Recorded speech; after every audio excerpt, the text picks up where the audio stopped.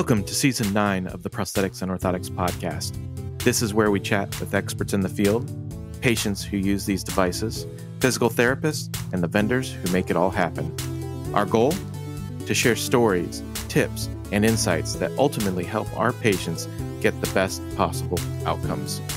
Tune in and join the conversation. We are thrilled you are here and hope it is the highlight of your day. Hello, everyone. My name is Joris Peels, and this is another episode of the Orthotics and Prosthetics podcast with Brent Wright. How you doing, Brent? Hey, Joris. I'm doing well. Guess what? What? So you will be dialing in, but I will be there in person at AOPA and recording live the Orthotics and Prosthetics podcast. So we're going to have an opportunity to talk with a few different people. And so, the idea is we'll be able to do that live right from there. You'll be dialing in, but then we've got some other kind of cool stuff happening, the stuff that we've been talking about that we'll release at some point in time, because we do want to get you this way, but it just the schedules didn't just align that way, and that's okay. Mm-hmm.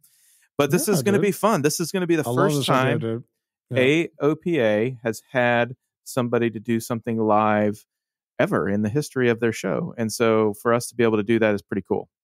Yeah, it's super cool. And I hope it isn't too difficult on you, like that, to be able to try and record and the background noise and all the stuff, the technical stuff. I hope it's okay, man. Yeah. So I think what I'm going to do, I want to make sure that I have, I'm going to test it a few different ways, but I'm going to make sure we have separate tracks. But, those Rode mics are pretty amazing. The wireless Go. Okay. And so I'll be doing that. And then, but the idea is that we'll still have separate tracks coming into our Riverside. And so hopefully it all works. So we'll be testing some of that out in the next few weeks to make sure it's all going to come together. But we'll definitely make it work. So I'm excited about that. It's going to be a big show. There's a lot of additive manufacturing type of stuff.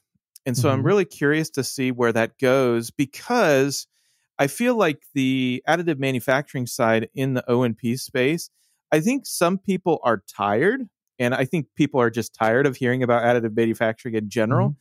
But I think that there's an excitement around, now that everything is kind of dying down, what is happening actually in the trenches, and where does it make sense?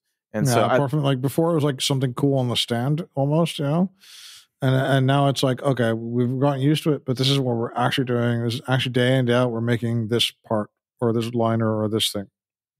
Yeah, 100%. And I'm kind of curious just to get your thoughts on the overall climate.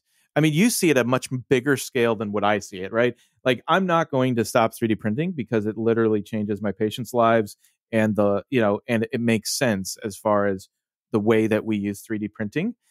But I mean, we're in for some bumpy times in the overall global health of additive manufacturing, right? Well, I don't know. I think it depends on who you are. Okay. So what we're seeing is that deal flow has really stopped. So the whole thing of getting a startup funded, from angel investment to C round to selling it to someone, has really, really slowed down. It's almost in aspic, kind of like frozen almost. But there are companies that are raising tens of millions of dollars. Now, those types of companies are different than the ones that were raising tens of millions of dollars years ago. So we're seeing like a company that will print battery anodes, right? So it's application-focused company. So a company that says, we have a solution that will make a big difference in this really big multi-billion-dollar tech space, this engineering space, and that has a big effect on the economics of batteries or engines or heat sinks, heat exchangers, rocket engines, stuff like that. And that stuff is still getting funded. What's difficult to get funded now is companies that sell machines. We're seeing generally a reduction in CapEx and a reduction in confidence, I think. Everybody's waiting for the outcome of the U.S. election, people can't tell me what would make them optimistic about the outcome, what would make them pessimistic. So there's just uncertainty. And generally what we've seen with COVID and all these other things is that uncertainty is kind of the new normal for a lot of people. They're just a lot more uncertain about things and a lot more focused about, whether the future will be good rather than just doing their work or building their business. So this is another limiting factor. The performance of the large publicly traded companies in additive is not stellar, being nice there, and is set to, for some of them, be under a cloud, and some of them are going to meddle through, depending on who it is. Some other companies will do very well. So some people are really investing very, very fundamentally in additive, which means that the winners are bigger and the losers are bigger. If you win out on a contract, you don't win out on a contract for one machine. You win out on a contract for 20 machines forever, right? If they do make an aircraft part, you're going to be qualified for that aircraft for, the life of the frame, 30, 40 years, maybe. That's a business, or 20 years, depending on the type of vehicle or part. And so the winners and losers are going to be bigger, let's say. And there are companies that are doing well. But on the whole, the media is kind of like now very negative about the outcome. But then what they are doing is they're talking about little points of light. So we have to see it a little bit more as kind of, you said it already yourself, I think, with it's no longer some awesome sauce you can put on something, or just say, oh, we're doing 3D printing or doing additive, it's going to be cool. You now have to really make stuff work, which of course is a lot harder. It takes a lot longer. It takes a lot more expertise, and it's a lot more difficult. But when you win, it's a lot more fundamental. And we're seeing where we're winning in orthopedics, for example, insoles, for example. We're doing a lot of work in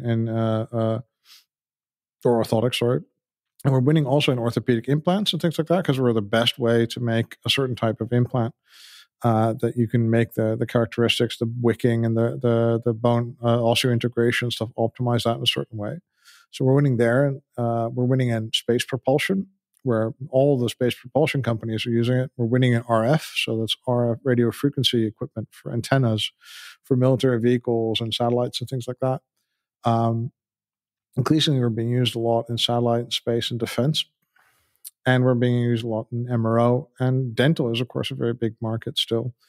And things like, 3D printing in hospitals is growing. So the industry is healthy, but it's far from the, everyone will have a 3D printer and make everything with it, which is kind of what the media latched onto in the 2010s, It's like certain industries, it makes a lot of sense to have a 3D printer, and it's cost effective. And like you say, it'll help your patients, or it'll help your practice save money, or it'll help you after making an investment, after learning the technology, you can actually then save money with it and make better products. But that's it's a very much more difficult path. What we have to come to grips with, and I think the media does as well, is if you make a 3D printer, it's much more difficult than making Instagram, right? That's not technology. The things that people have said, everyone always says hardware is hard. No. Software is stupid easy sometimes, because you're making essentially a web-enabled color filter, right? that stores photos. Oh my goodness, it's so difficult. So that's not actually technology in my mind. Can it make a lot of money? Of course it can, but it's not technology. And they've been deluding themselves in that technology. We have real technology, which means you have to make a machine, which is part software, is part mechanical engineering. There's some electronics engineering going in there as well. There's some physics going on. There's some material science. It all has to come together. And in a 3D printer, the feedback loops, the one thing affects another thing negatively, that makes it affect another thing, are also very complicated and complex. Like in powder fusion for metals, we don't actually really understand what's going on, right? It's actually really kind of scary, but we don't know. We're kind of getting an inkling, but it's kind of like a black box, a black hole in a black box kind of thing. So it's kind of a little bit crazy if you think about it. So this process is really complicated, and getting a 3D printer to work and getting it to work at a client site and getting it to work and make aircraft parts is, of course, going to take a long time. And that means that your revenue is not going to rise from 1 printer to 10 printers to 100 printers to 1,000 printers. It's going to take a lot longer. It's going to take a lot longer for people to trust you, qualify parts, make it work. And I think that's the investment picture that's also a little bit more complicated. It's going to take longer. We're on a revolution. We're still going to grow by at least about 10% a year this year, which is still okay. We're still going to sell over 5 million, significantly over 5 million, probably desktop printers. We're still going to be like a $15 billion industry, which is not a lot. But we're still going to be doing okay. And we're still going to be doing fundamentally interesting things. But it's not going to be like the zero to hero by tomorrow kind of thing that maybe some people were led to believe. So yeah, talk to us a little bit about this. I mean, the reality is, what was, did you say the total for? Well, let's say it's about 15 billion. It depends on what you count, really. 15 billion. Yeah, and which is not a lot, right? I mean, well, that's part of what it doesn't seem like a lot, right? Yeah. But then, like, when you're talking about the percentage of companies, what how does that makeup look, like HP and Stratasys and that sort of thing? What piece of the pie would you say they're getting? Well, it depends on what you count as well. Is it a service? Is it the total revenue? Is it total revenue as the parts produced, or the revenue of everything? Right. So, and what's also happening is they're growing, right, to a certain extent, but they're also simultaneously getting disrupted. And in other things, they're not actually getting disrupted, but the guys are actually kind of competing in areas that people will not.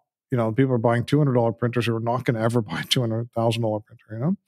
So it's a bit more complicated than that. But significant percentage of the industry is these larger companies. But think about this, right? So even the revenues of like the largest publicly traded companies, they're 300 to 500 million or something like this. So out of a total pie, even those companies, of which there are 5 to 6, are not a significant part of the total. Right. But the problem is that analysts, and we don't have that many analysts, they tend to follow these companies because those are the ones that people are asking guidance about these publicly traded companies. But there's not that many of them, right? And 2 of them are essentially kind of like still very dependent on a particular sales channel and a particular approach to the market that makes it very vulnerable. Especially Stratasys is very vulnerable to competition from below, from Bamboo Labs, and 3 Systems is very vulnerable as well in certain aspects, but less so for the immediate next couple of months. But so what we're seeing is that these companies are being overly watched, but they're not indicative for the health of the total.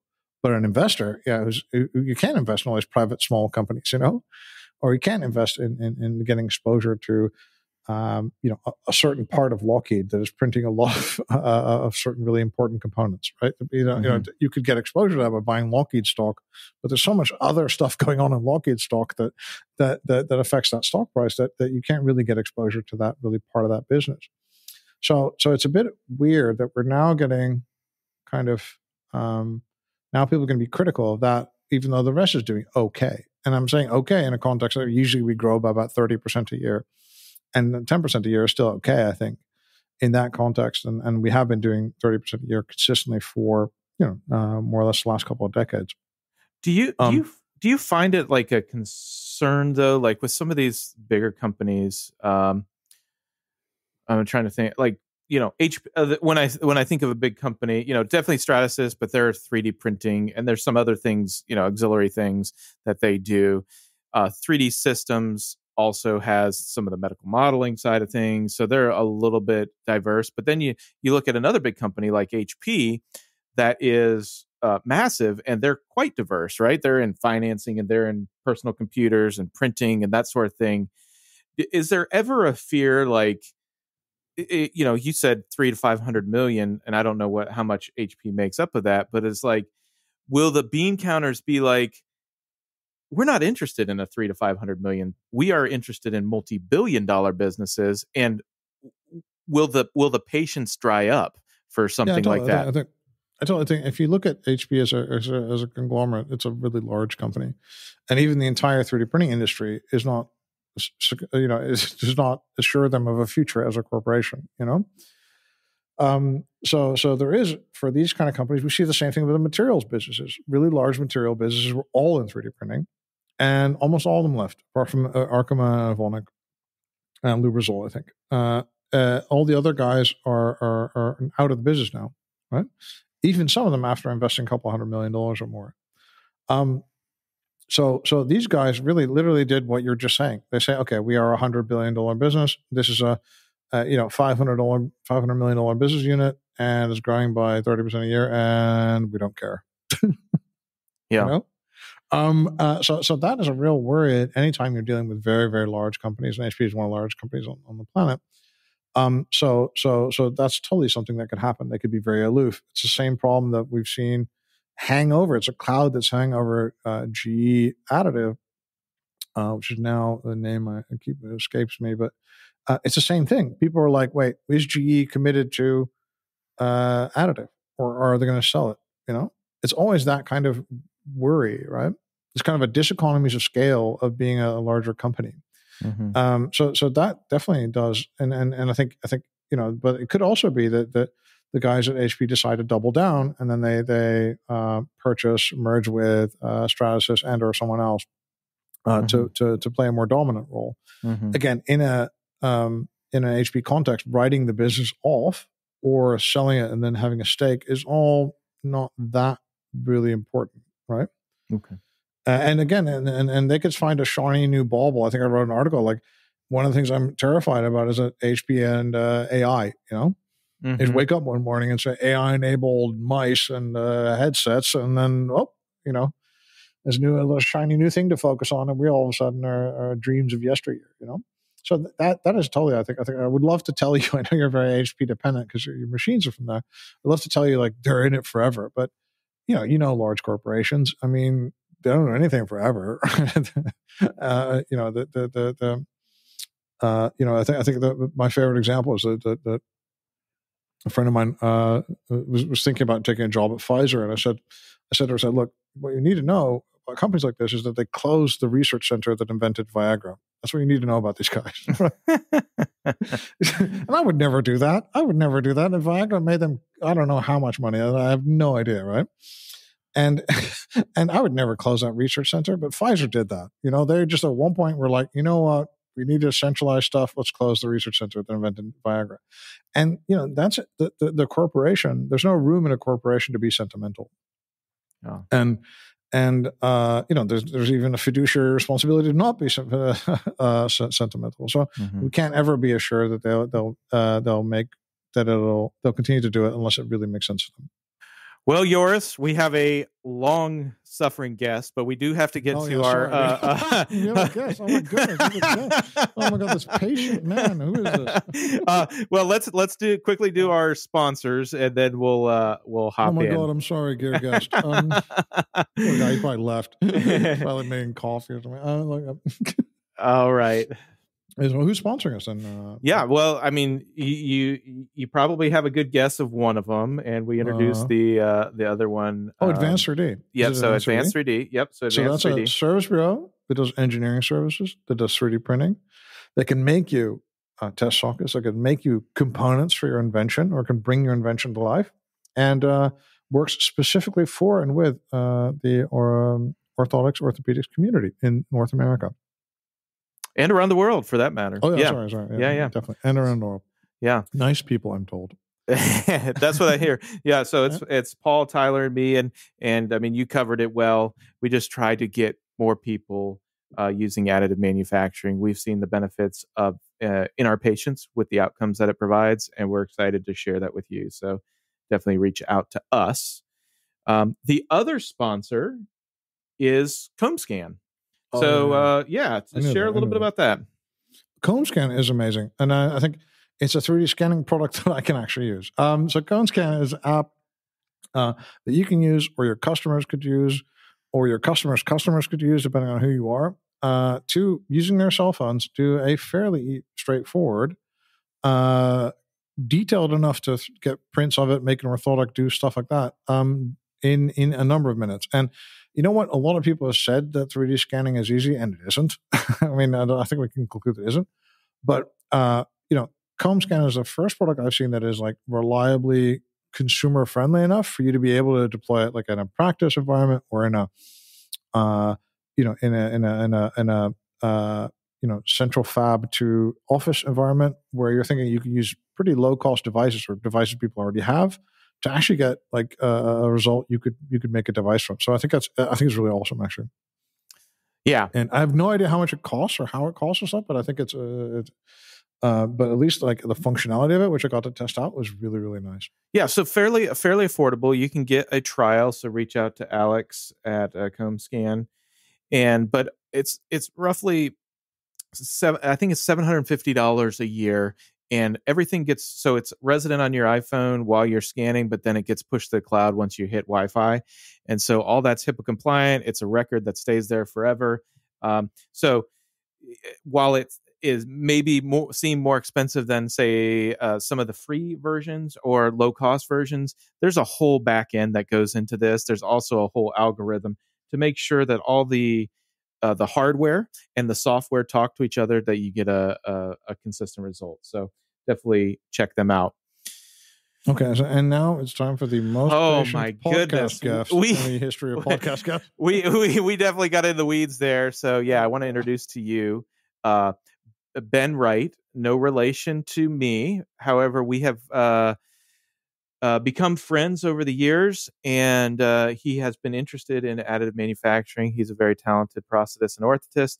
He likes to push the boundaries of what's possible, hop into the weeds of not only like device type, but also, is the alignment correct? How can we make the alignment better? Are there pads and support that we can do that is definitely hopping into the weeds and the details, but ultimately the outcomes for patients are better? And I talked to Ben, actually. So he just is opening a brand new practice. So it's fairly unusual for people to open practices, especially in this climate. And he has also said, hey, I want to do a podcast about what it's like to open a practice in O&P. And so I said, hey, I'd love for you to share a little bit about what you're up to on our podcast. And hopefully we can give him a springboard Nice, to really get going. So I'm excited to have him on. We can go a bunch of different ways, but yeah, so I'm excited. Me too, dude. Hey, Ben, welcome to the show. Thank you. I appreciate it. And no worries at all. I mean, that is not what you guys were talking about with 3D printing. That is not something that I hear every day. And so it was interesting to hear that. So, Ben, tell us how you got started in O&P. Yeah, so I was born and raised in Southern Oregon, a little town called Medford. And when I was a teenager, I was a Boy Scout. And one night, and we would do like career nights every once in a while. And so I got to take a tour of a prosthetics and orthotics clinic. I was probably about 13 or 14 at the time. And at the time, I was kind of like, oh, yeah, that's cool. All right, whatever. And then ended up going to getting my undergraduate degree in manufacturing engineering technology at BYU in Utah. And while I was getting my degree, like all of my friends were getting into engineering, jobs, like going to work at Tesla or a food processing plant, or, it was very process engineer, quality assurance type stuff. And I don't know, like for me at the time, I was like, this does not sound very fun to me. Like I want to work with people more. Like I want to help people. So my wife, luckily she is very patient. It took me a little while to figure out what I really wanted to do. But seriously, one morning I woke up at like 4:00 in the morning, and that tour of that clinic that I took as a Boy Scout just came into my mind. And I was like, whoa. For me personally, I'm a fairly religious and faith-filled person. And so I personally feel like it was divine intervention.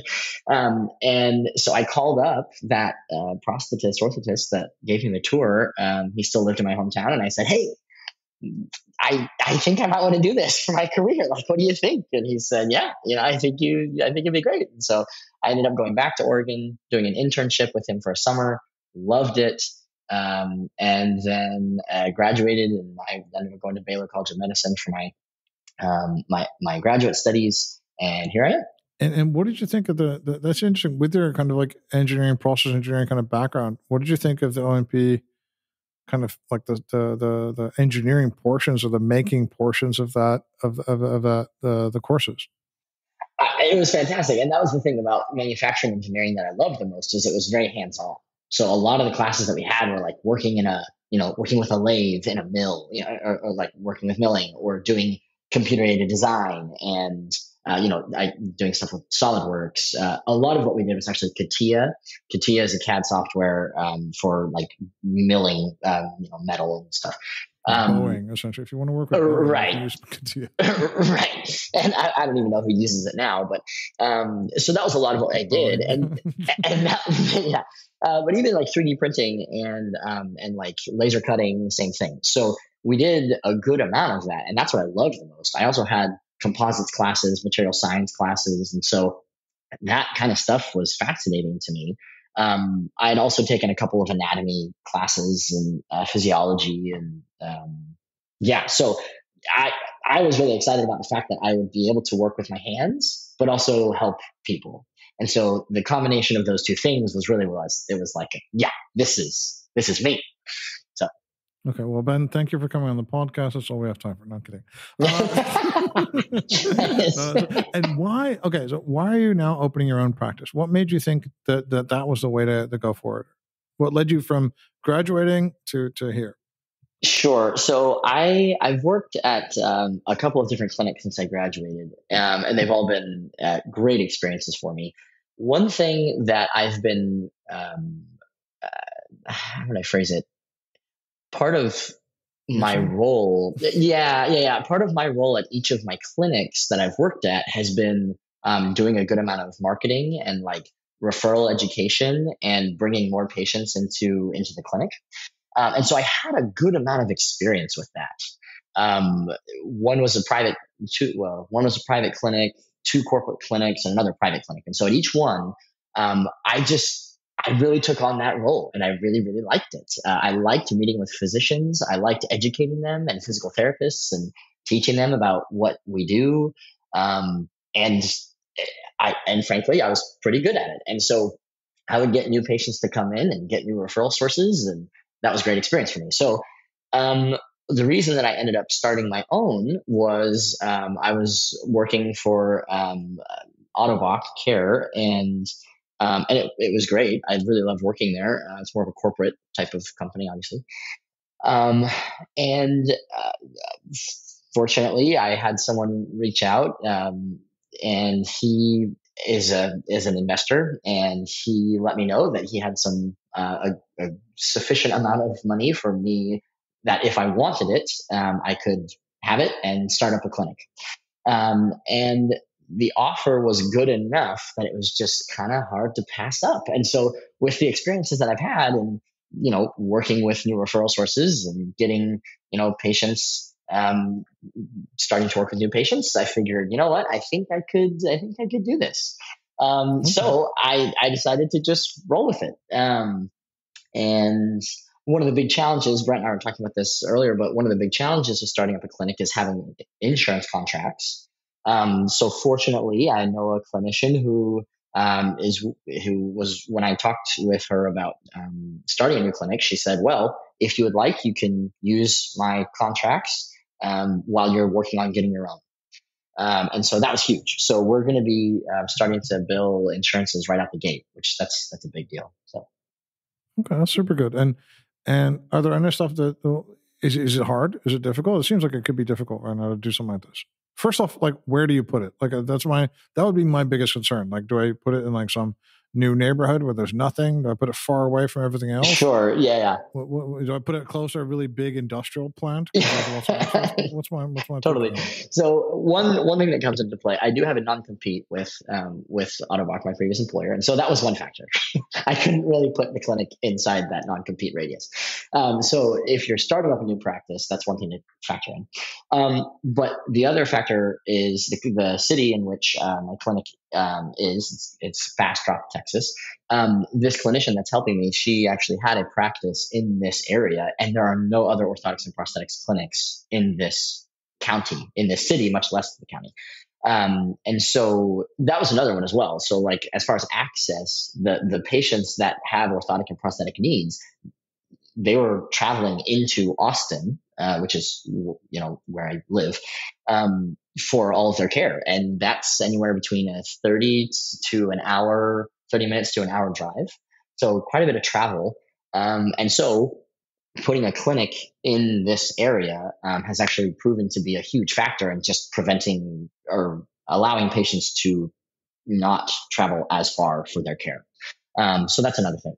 And did you look at the demographics at all? Did you look at, is it a small town? Is it a big town? What was it? What were you thinking about in that? Did you look at if it was growing, that kind of stuff? Or Yeah, definitely. And so demographics wise, yes, I did look at that. That wasn't a huge factor, but it was partially. The growth was a big one. So Bastrop is one of the fastest growing cities in Texas.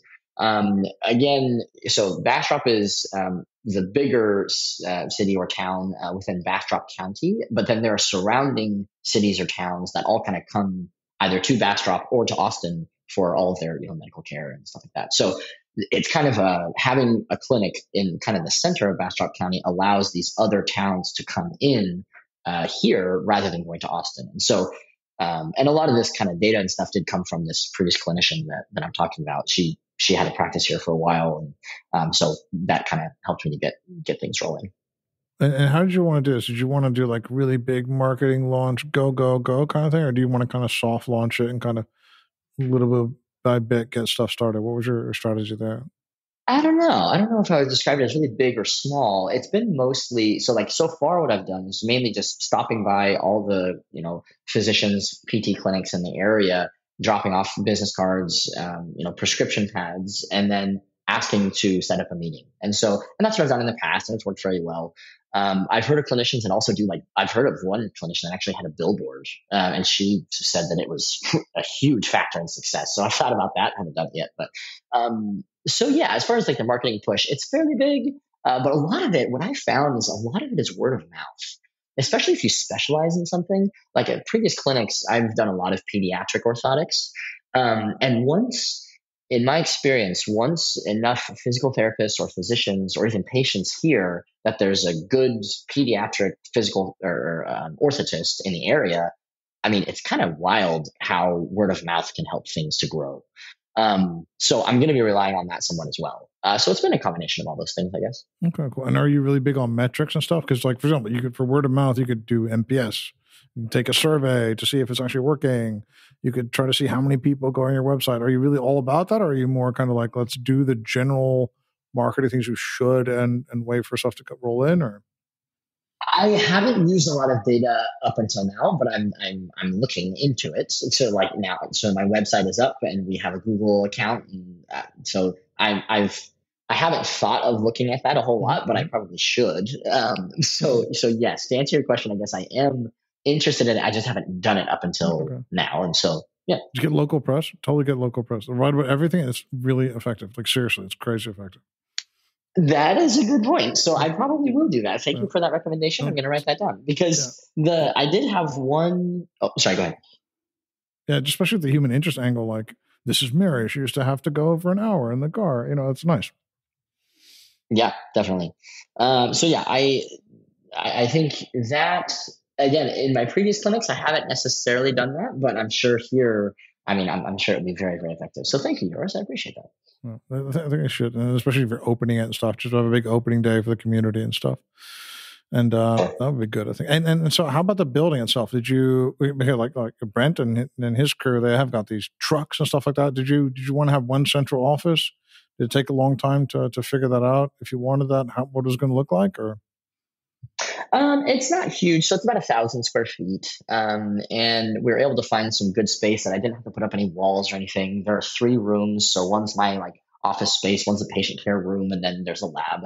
And so it ended up working out fairly well. It had been available for a little while, and while Bastrop is growing, it's not like office space is super, super rare, and so.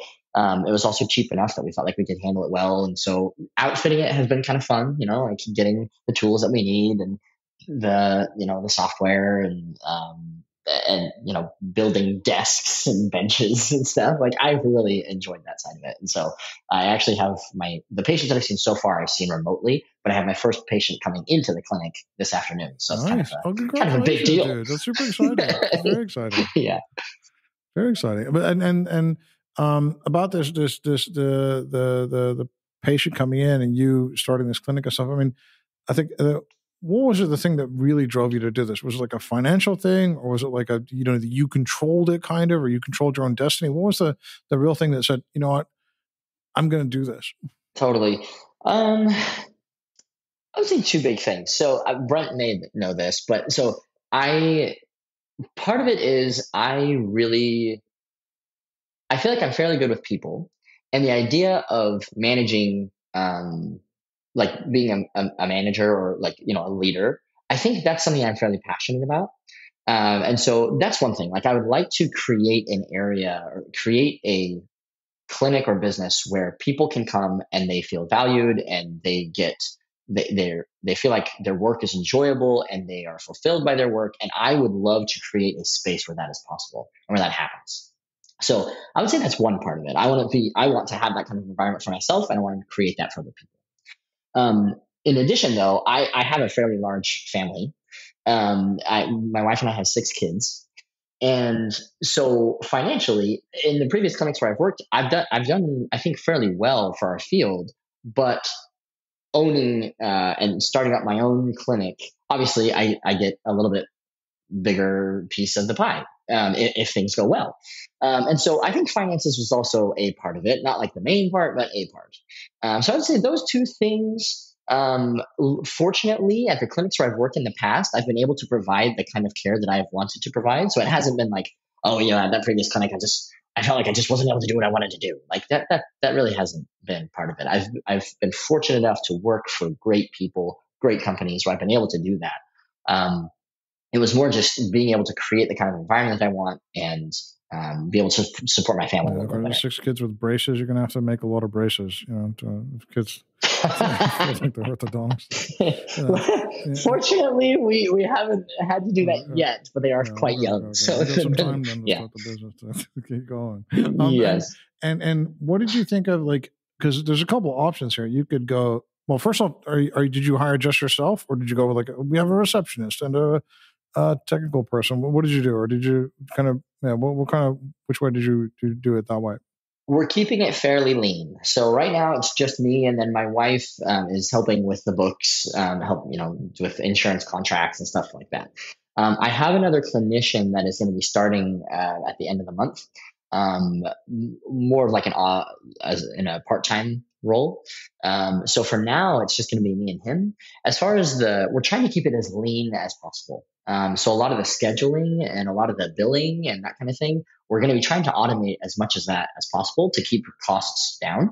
And so, yeah, obviously, eventually as we grow, that will probably become necessary to hire, a front desk administrator. But at this point, I'm able to manage it fairly well by myself, along with my wife helping. So, yeah, and as far as a technician, we're going to be doing everything central fabrication.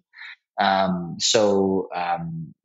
we haven't hired a technician either. So, what do you mean by that? Is it you're going to send everything out, or are you going to do everything yourselves? Or? Yeah, I send everything out. We won't be doing any fab in house. Eventually, we haven't bought one yet, but I think eventually we'll get a 3D printer for check sockets, and maybe even inserts or AFOs. We'll see, but. So that we're definitely looking at that in the future as well. And does that have to do, because like it's interesting, was that like a personal decision? Are you like, I'm all about the people, so I don't want to start making stuff? It's like you're more focused about that people person stuff, or what was it that motivated your decision to kind of really outsource like most, if not all, the stuff? I've done that at 2 of the previous clinics where I've worked, and I've liked it quite a bit. So the model, generally speaking, I mean, again, cost-wise, you're able to keep personnel costs down, but also just the model of being able to choose who I want to make a certain type of device. I like being able to do that.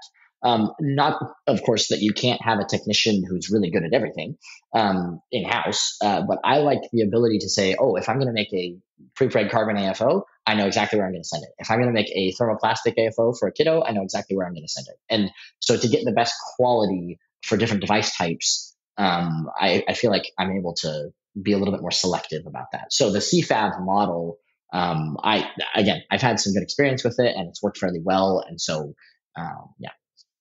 Yeah, this is interesting. I think because a while ago you would have been like, okay, I'm outfitting my thing, and then in my lab I'm going to put like a carver or something. You know what I mean? You would have already started building. You would have already gotten a milling machine or all sorts of stuff. Right. And so it's interesting to me that you can make this choice, and that you are quite remote from other clinics and stuff, and still the economics of this works out, and you have a network of suppliers that can, in a reasonable amount of time, get you all the stuff you want. So I think that's an interesting thing. I mean, I think economically has got to be an interesting thing as well. So I'd be really curious to see, how that works out with the stacks. And you say, yeah, printer would be nice. Well, how about a printer for orthotics? Because that could be a real money maker as well, I think. It totally could, because that's actually, so I work with a podiatrist. I work with one podiatrist specifically who sends me a lot of custom foot orthoses. So right now I've just been sending those out, but I bet we could lower costs a good amount by going with a 3D printed one. So that's been on, I have a pretty long list of to-dos right now. And that has definitely been on there as far as like, okay, if we wanted to go this route, what type of printer would we get? And what type of software? And so Brent, I will probably be reaching out to you about that if you have any ideas, but. I was going to say, I know a guy. Yeah. And then another thing is like, so this is interesting. You found this investor. That's also kind of, I think you got really, I'm not taking away from your business ability, but I think it's lucky to have a person say, you know what, I want to invest essentially in your business, but also in you as a person, right? I mean, not a lot of people have that opportunity. How do you then? I did. Yeah. Sorry, I should say this investor is actually my brother, and so he's done fairly well for himself, and he loves investing, and he's been pushing me to start my own thing for a while. Previous to this, so it just didn't quite seem to make sense, and so he was just like, Ben, you should do this. And I was like, okay. So yeah. Okay, that's good. That's good. It's good for you to say. But okay. And then, but how did you make that kind of like? What plan did you make? Right? Because I said money's only a problem if you make too much or too little. Right? In the middle, it's all good. But how did you kind of like? Did you really have a big covenant with all sorts of deals and agreements? And if this, or is it more of a handshake kind of thing? Or like, did you try to say, hey, what happens with this in 10 years? Did you spend a lot of time on stuff like that? Not a whole lot, because again, I how to phrase this? My brother is a very good person, and he does, and he basically said, like, Ben, if you lose this money, it's not going to affect our relationship at all. Like I like your brother. Yeah, and so do I. And so we're looking for podcast sponsors, aren't we? I mean, Wright O&P has a nice ring to it. I mean, we're happy to send people your way. I wish there were enough money to do that. But so basically, he said. So the plan right now is he pretty much fronted me, a good amount of money, and said, look, so right now, the way the business stands is, so he owns a certain percentage and so do I. And the idea is that I will pay him, I will basically buy him out over the course of, the hope is about 5 years. And so at that point, the clinic would become 100% mine.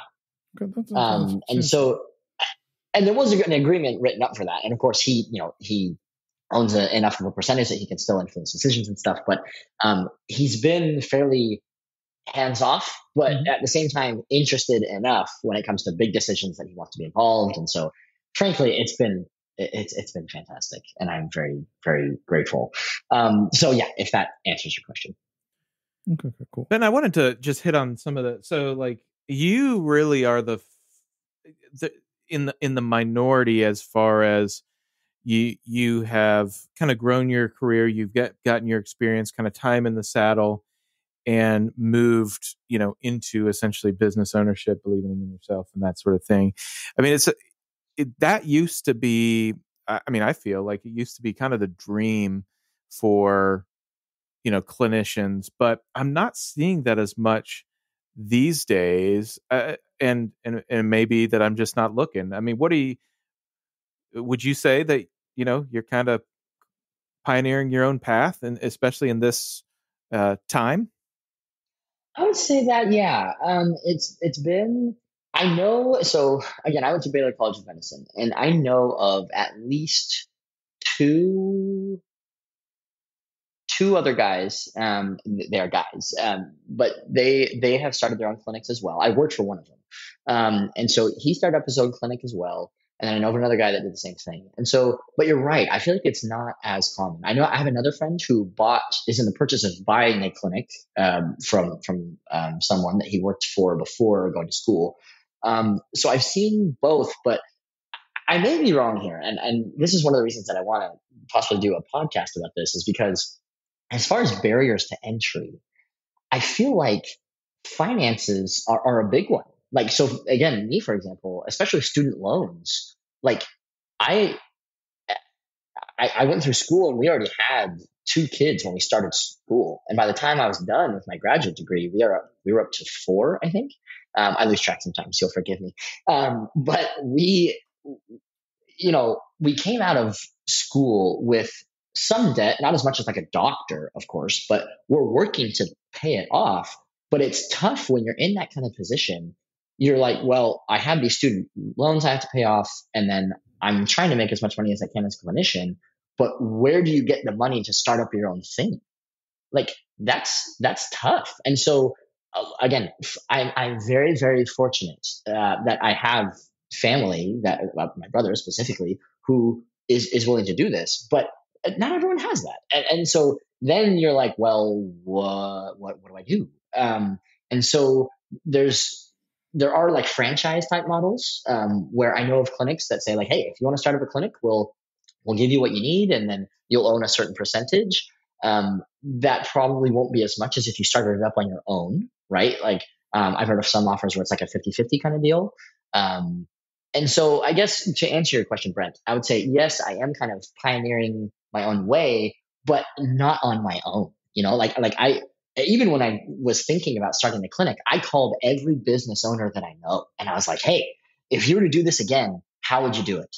And I also asked them, like, I'm thinking about doing this. What would be the possibility of working with you on this? Like if I wanted to do like a franchise type model based on your, connected with your clinic, what would that look like? And what would the ownership look like? And would I need to practice there with you? Or could I practice here where I live? And so I guess what I'm getting at is where to get the finances to do it. But also, do you have enough connections with people in the field that you can learn how to do it and do it well? I know some great clinics and clinic owners that have been so helpful with advice and ideas, and that's just been huge for me. So having mentors and having access to funds, really, that's been huge. And so even though I am doing my own thing, it is definitely not a one person show. Like I'm relying a lot on other people for help, which I'm fortunate to have. It's interesting to point out those student loan thing, because that might be the one thing that's holding people back. I mean, and then also like the just lack of finance. If you can't find someone to finance it, or another businessman you happen to know or something like that, what are you gonna do? Go to a bank? They're gonna be like, oh, I'm straight out of college. Like, give me a couple $100,000 to do this. I don't think that's gonna work. And the interest rates on those kinds of loans are not small. Yeah, exactly. Like you're gonna be paying a lot, and then over time to pay that back. And so it's tough. Okay. And okay, so you said you want to specialize a little bit in like the pediatric sense. You've done that. Did you want to offer absolutely everything? Because that could be a little bit easier because you're doing the CFAP thing, right? So did you want to just say, oh, we do absolutely everything? You can come in like pets, I'm good, anything, right? Or were you more selective in trying to specialize? It's a little bit of both. So right now, yes, and Brent will tell you this, but I love orthotics and prosthetics. I love all of it. I would say I love lower limb orthotics a little bit more. So that has been where I've kind of built up my niche, I would say. I have done a good amount of prosthetics and other types of orthotics as well. Also, I've specialized a little bit in scoliosis with like the WCR brace from Rigo Chanel and stuff. But so yes, I think as I have started here, I've kind of already had a name for myself in this area. And so that's kind of helped to get the business off the ground because I have already made some connections with, referral sources and some patients to kind of get going with the pediatric and adult lower limb orthotic side. But as we grow, we definitely will be building that side of things more. So we're, all different types of devices and patient types. So, and as we grow, the hope would be to hire clinicians who would be able to specialize more in lower limb prosthetics or upper limb prosthetics. Like I'm a big fan of that type of thing, being able to do what you really feel passionate about. And so, yes, right now we are offering everything. And again, I feel like I'm still a good prosthetist and I do a good job. And so, yeah, I think for now, that's how we're getting our start, but we will grow into pretty much everything in the future. And how about like scanning? We talk about 3D scanning a lot. Was that really important for you? Were you like, oh wow, we're working with the CFAB, so we need to scan because it's going to make everything cheaper to get it to the people who are going to do the work, or has that kind of, you haven't spent a lot of time on the scanning part of things? Yeah, that was actually something I was doing at the previous 2 clinics that I worked at, because with the CFAB model, you have to either send out a cast or do it, by measurement, or you send a scan. And so, just for turnaround time's sake, I mean, you sending out a cast just to ship it through, UPS, FedEx, whatever. It's not exactly cheap. Like, I sent a cast out the other day; it was like $60 or something. I was like, this is insane. So yeah, I like to cast for lower limb orthotics when necessary. So especially when there's a lot of deformity correction and I'm really trying to get my hands on there and trying to get the foot and the ankle in the right position, I usually do that a lot. But if I don't need that, I'll totally scan for AFOs. The scanner, I did get an Einscan scanner. One reason is that we would like to provide cranial helmets. And so I wanted to have a good scanner for that. And I've heard really good things about the Einscan scanner. So I did get one of those scanners, and then I'm probably going to get a Chrome subscription as well for, when I don't necessarily have to use the Einscan. But maybe I'll just use the Einscan. And Brent or Yoris, I'd be happy to hear your feedback on that if you need both or if one is good enough. So yeah, I would say, so actually, maybe just kind of a sidebar.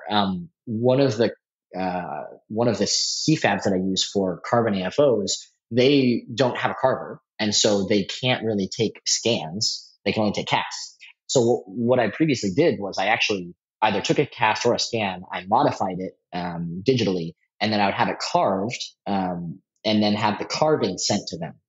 And so even though that didn't necessarily decrease the shipping or like turnaround time, it was actually doing pre-preg carbon is less complicated with a foam mold than a plaster mold. You don't have to put it in the oven. You don't have to dry it out as much. The turnaround time is a little bit faster. And so that was one thing that we did that a couple times, and it actually ended up working out pretty well. And so that's one thing that I thought about as well, is possibly having it carved by someone else, shipped there, and then decreasing the actual turnaround time in the house. So that's another option. I love that you got the Einscan. I think that's it's a great scanner. So funny story for those that are Einscan, either the H or the H2 users, is so there's 2 modules. There's the main module where you can like do bigger things, kind of what you use for scanning to grab something for reverse engineering, and then there is the helmet module that you can scan helmets with. Well, I was having all kinds of problems with the helmet side of things. I was losing tracking. It was literally a complete disaster. I wanted to send the whole thing back because I didn't need just another scanner for reverse engineering. I've got plenty of those. I needed something to do helmets. I mean, it's a very difficult thing to do, to capture the head of a baby that's moving. And nobody really has a great video. And even if you talk to the main people at Shining 3D, they do not have something to say other than just try to get the baby to stay as still as possible. And I'm like, no, that's not very helpful.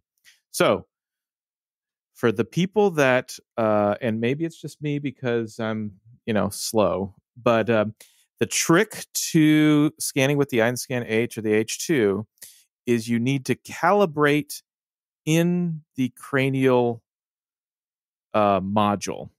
And once you do that, tracking, everything works. If you only calibrate in the main module, that file doesn't transfer over to the helmet module, and it's just not going to work well. I appreciate that, Brent. Pro tip for future reference. Well, it's good. It's very helpful. Very helpful. And generally, I think Einscan's a good. It's like the first time kind of a intermediate price, relatively budget price scanner actually works well, right? I mean, I think it's a good product, right?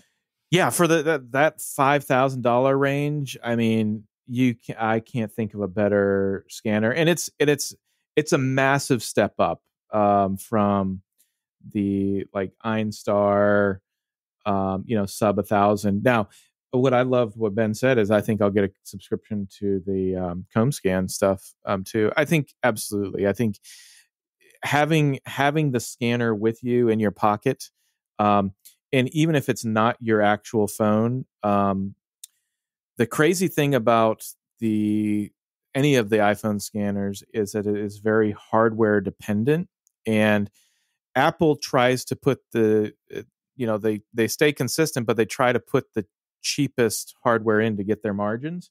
And so as they've moved up, the hardware side has gotten worse and worse, while the software side has definitely been better.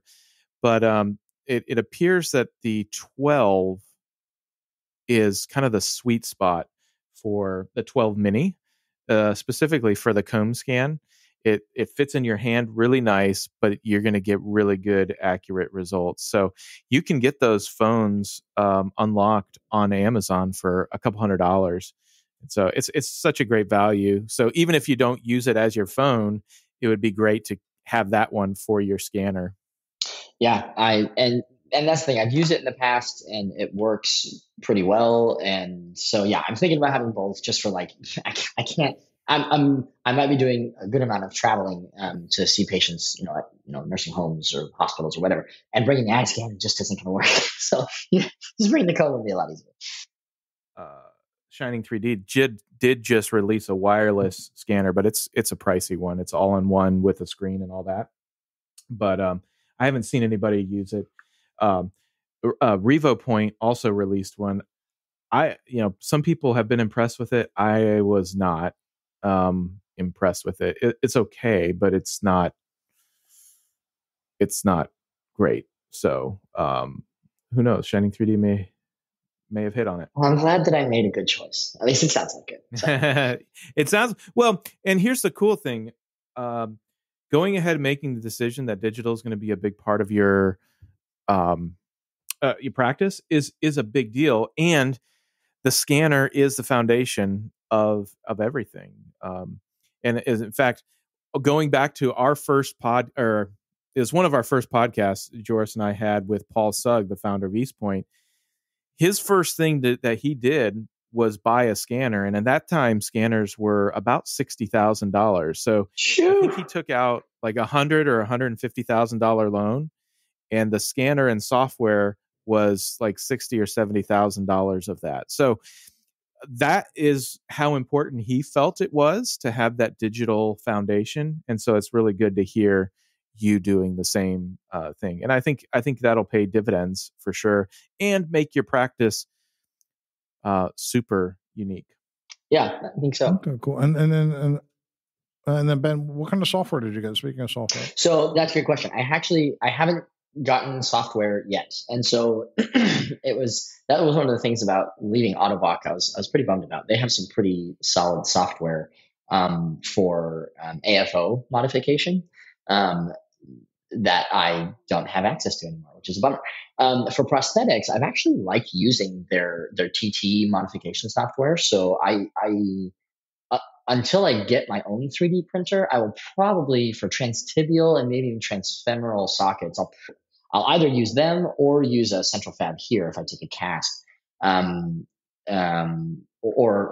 I mean, I'll look into some other CFABs as well. But for orthotics, I actually wanted to ask. So I've used Brent in the past for AFOs, and I don't think I've done any prosthetics with you, Brent. But so I haven't found another software that is powerful enough to do the kinds of things that I want to do, that is also within my price range. So Brent, if you have, or yours, I mean, I don't know, yours, how much you know about O&P software stuff, but if you have any recommendations, I would be happy to check them out. Again, as Brent will tell you, I get a little bit picky about my orthotics stuff. Prosthetics, I would say I'm not quite as picky, just because I feel like you can do, with most O&P software, I feel like I can do, what I would like to do with prosthetics. But orthotics, I don't know, maybe I just need to chill out a little bit, but I'm a little bit more picky about it. So yeah, I would be open to your thoughts on that. I mean, I would definitely check out what Arthur Hobden has going on with Nomad Sculpt. It's an iPad app that's $20. And so you can use your Apple Pencil, you can set regions, you can do a whole bunch of stuff. So if your cast is good and you don't care about circumferential measurements because you know your cast is good, I would definitely look at that. It's pretty slick, especially that helps you get kind of your flow down or get some at least ideas down on pencil and paper. And then you could also send what you have and say, let's just say it's not smooth. Like you've got all your regions in and it just needs like a couple smooths or whatever. And it's not something that you want to do. Then having a contract manufacturer just do a blanket smooth would be fine too. So there's some really cool things in Nomad Sculpt. So I would definitely check that out or talk to Arthur about that. Sweet. The one question that I had, so and I can talk with Arthur more about this, but the thing that I like to do with orthotics is I like pushing and relieving, and so and creating like a good toe rocker kind of thing. And so I don't know if you could do that kind of thing in Nomad Sculpt. That's probably something I might have to have you do, Brent. But that's the kind of stuff that I feel like a lot of being able to tweak those kinds of things, like build-ups are fine, but creating a good space to really push in with like a pad or do something like that. I just feel like, I don't know. I haven't seen a lot of software get that down really well, but I would totally check out. It was Nomad Sculpt. That's what it's called. Nomad Sculpt. Sweet. Yeah. Just hit up Arthur. Yeah. And I know Arthur. Yes, you can do all that stuff. And the cool thing is that this software also allows you to bring in other files. So like if you have a toe rise or something that you really like to use, you can actually scale it in app. I mean, like there's just so much that can be done. It's not going to be the most efficient way, like, having freeform, but you're not spending $12,000 for freeform.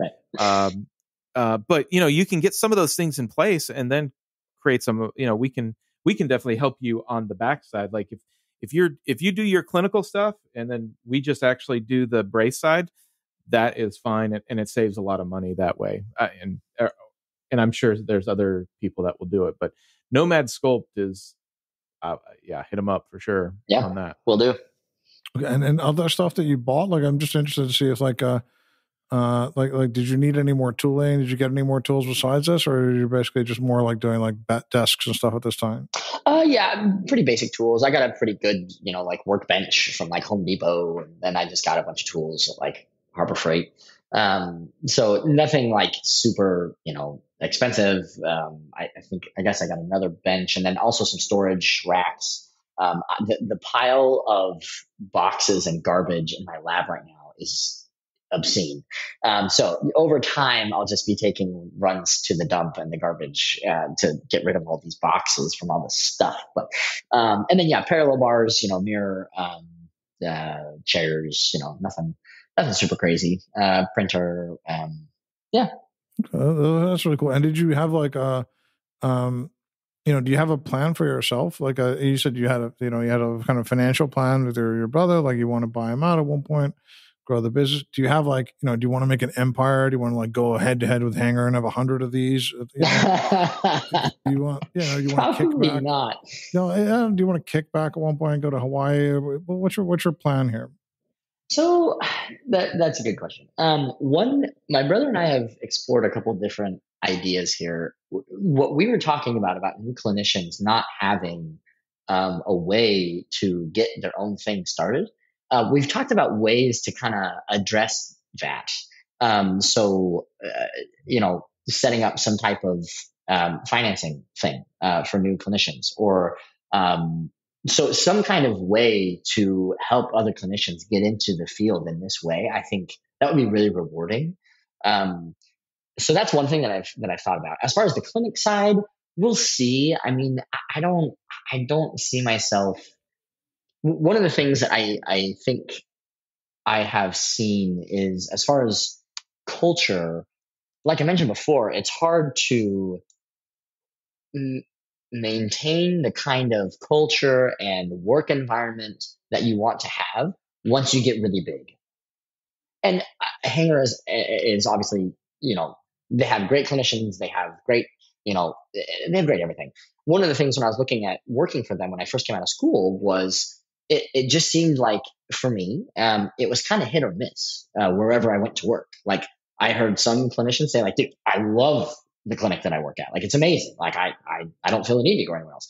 Some clinicians I heard the opposite. But it seemed like it was almost drawing a name out of a hat to know what I would get, depending on which clinic I went to.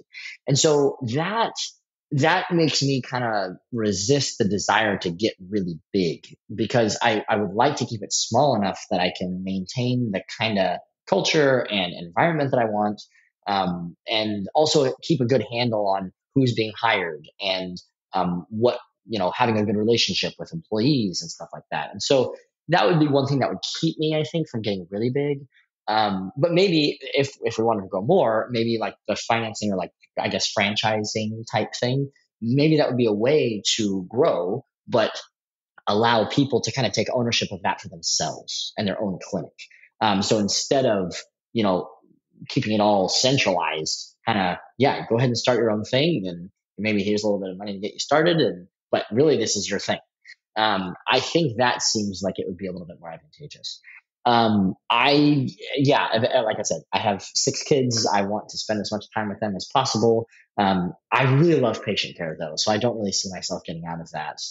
Maybe one day, but I just don't see that happening. So I'd love to keep seeing patients. And then another question, I think it's really interesting. You mentioned that Autoblock, of course, is other device manufacturers that are essentially like kind of competing with you. Did you kind of, when you were selecting vendors and selecting, because you kind of had to make a kind of list for yourself, like if this, then this product, right? If this, then this. Did you kind of think, oh, those guys are competing with me, I'm not going to pick them as a device supplier? Did you let that kind of factor in, or you're like, no, I just want to get like the thing that makes the most sense here? Well, I would say 2 things about that. One, while I was at Autoblock, and I appreciated this a lot, I never felt pressured to use Autoblock products. Sure, now I was working in Autoblock's corporate headquarters in Austin. But even there, they would talk about like certain devices like the C-brace, which is, aside from the Tectus, which is another C-brace-esque brace, there really isn't another option aside from the C-brace than the C-brace. And so, they would talk to us about fitting C-braces, and I was like, yeah, that's fine. I like the C-brace. That's great.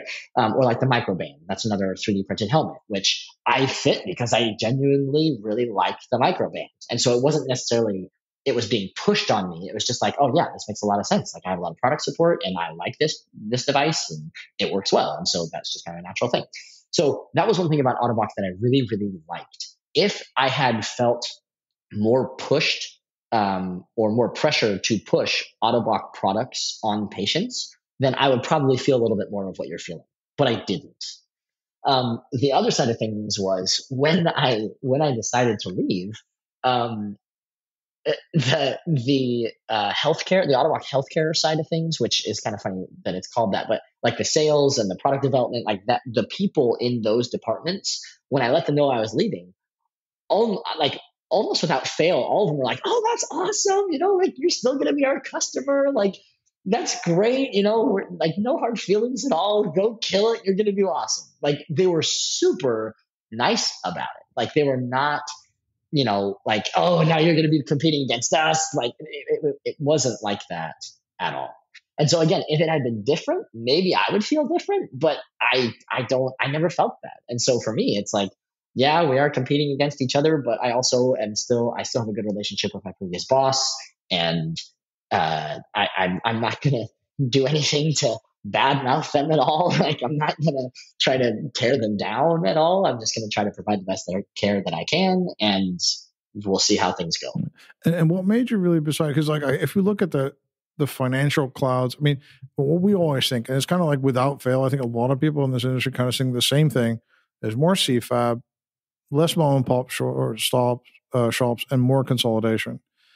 And what made you think like, no, there's a place for at least one small clinic and maybe even more somewhere if I do it right? What made you believe it? Did you just believe in yourself? Or did you think, no, there's always room for that personalized service thing? Or what was like the logic that made you believe that this was like a worthwhile pursuit, let's say? I think that's a really good question. I think one reason I felt like it would be possible was as I've in the different clinics and states and cities where I've worked, one of the things that I have seen multiple times is the bigger the company gets, and this is not necessarily always the case, but the bigger the company gets, oftentimes the less focus there tends to be on really, really great patient care.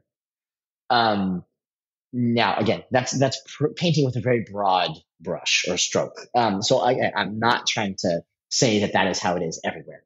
But generally speaking, especially when you get into the corporate style or corporate setup, you have a bottom line, and you have to make more business decisions. Which, of course, as a business owner, I'm going to have to make business decisions too. But those will be mine.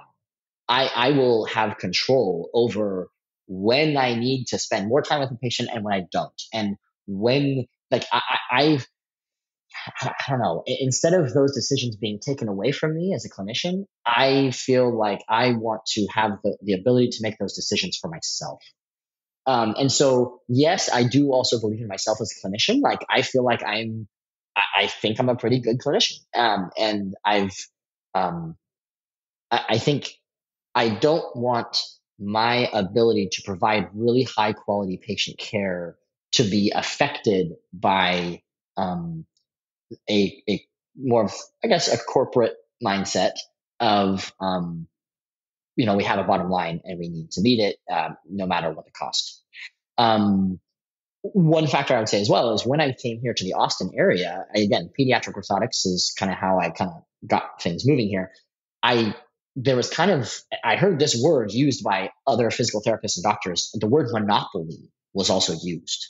Like, there is a monopoly on pediatric orthotics. There is practically one clinic or, one group of clinics that I can go to for pediatric orthotics, and there's pretty much no one else.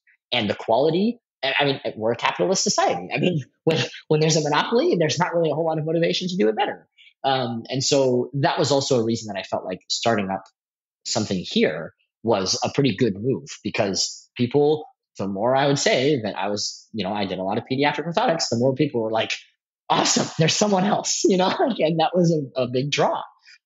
So as long as we can keep the quality up, then I feel like getting a better share of the market won't be too difficult. I love that. I mean, I think it's a great way to build a practice. It's a great way to quickly cash flow. That's actually how I built the Raleigh branch for East Point, was predominantly through pediatric orthoses, and then the prosthetic stuff came, and it wasn't a super not a ton of prostheses, but what was cool is when they came in, that just it was a nice complement to everything else. It wasn't like not the feast or famine. Like, if you didn't get a prosthesis, this month or a couple, you had this like very consistent group of people, and all the pediatric people talk to each other. So as the parents are on their Facebook groups, the physical therapists are talking to each other, the schools talk to the physical therapists, and those, you have school physical therapists, regular physical therapists. Like, there's so many good things about it. And I feel a lot of times, at least it was my experience with seeing some other companies, is it was always the bottom of the totem pole to see the kids, at the practice. So you always got the resident, or like the guy that was, first or second year in practice. And so you never had somebody that was truly passionate to take good care of kids and have experience at the same time. So I love that. I think it's a great way to build a practice. And just to add on to that, at my previous clinic, I saw a new patient, and they came in, and I asked the mom, how did you hear about us? And she said, oh, Facebook. I was like, what? What are you talking about? She's like, yeah, there's a Facebook group for kids with CP or that need bracing in this city. And I heard multiple times that this is the place to come for pediatric bracing. I was like, well, great. I mean, I had no idea that even existed. But yeah, like it's a pretty small community, and if again, word of mouth, it's a pretty big deal. And so, yeah. So Joris, I have a question for you. Okay. Yeah. So, like through hearing some of Ben's journey and such, anything stick out as like a surprise, or something that you really hadn't thought about, as far as a journey of somebody that is looking to start on their own clinic? Nothing. No, I'm surprised that it's possible. I think that's the thing. The big surprise is that somebody would do it, and that it'd be possible. Now, like the funding aspect is really the difficulty here, and the drive seems to be there. There's a plan. There's a vision. Like there's something, and there's also a lot of stuff that Ben doesn't know, which I think is really healthy. Absolutely. And I think that kind of like humility in front of this task is really kind of, you have to get the right humility / enthusiasm / optimism balance, right? And so it seems pretty logical. I think, and with regards to the CFAB thing, I think it goes either one of two ways. Either you do everything yourself, right? And you really, really go heavy on the manufacturing, and you really kind of vertically integrate. Yeah, or you really outsource absolutely everything, and you go like asset light. I think those are the most things. The only thing I'm kind of missing, maybe we just didn't talk about that enough, is more like this, looking at like the service concept overall. Do we want people to come here? Do we want to do vans? You know what I mean? I think he wants to travel a lot, so he's going to like see the territory a lot. But then at the same time, it's like, yeah. What do how are you going to reach absolutely everybody in the territory, so generally maybe we could talk about that next time or something like that. But just generally, I think, it's pretty much, it seems like a really solid idea. And just like, but it's really kind of sad to realize that you really need to have a relative that believes in you to make it happen nowadays. You know what I mean? You know what I mean? I think that's the kind of thing that where that's probably why we're not seeing a lot of this. And I think you could make a real breakthrough if you just pick the right area and you have the right level of service. I think it's an important decision for a lot of people. It's something you wear every day. So if you impress upon everyone that you're the logical choice, then I think you could build a very flourishing business. It's not going to be easy, but I definitely think all the elements seem to be there. Definitely. Yeah, I mean, I love that. I mean, I think a part 2, would be definitely be very cool in a few months, and then obviously we're willing to help you anywhere along the way for help anything on the podcast side of things, as far as helping you with that journey. I think that there's a lot of interest in that side of thing, and who knows, you might start a movement of these younger clinicians really looking to open up their own practice, and that would be cool and kind of countercultural as well. And I think there potentially be a lot of power in a movement like that as well, specifically for the O&P industry. Thanks, guys. I really appreciate it. This has been great. Yeah, totally, dude. Well, and Ben, thank you so much for being on our podcast today. No problem. And thank you as well, Brent, as always. Man, I just get confused on the Ben and Brent. I don't know. Oh my goodness. Yes. So yes, this was great. Thank you, Ben, for sharing your journey. It's neat to see it all coming together, and looking forward to following it as well. Yeah, and thank you so much for listening to another episode of the Prosthetics and Orthotics podcast. Have a great day. Hey, and that wraps up another episode of the Prosthetics and Orthotics podcast. A big thank you to Ben Wright, not to be confused with Brent Wright, for sharing his expertise and insights today. If you enjoyed today's episode, make sure you hit the subscribe button so you never miss out on future episodes. And a special thank you to our sponsors, CombScan and Advanced 3D. And thank you for listening, and we'll catch you on the next time on the Prosthetics and Orthotics podcast.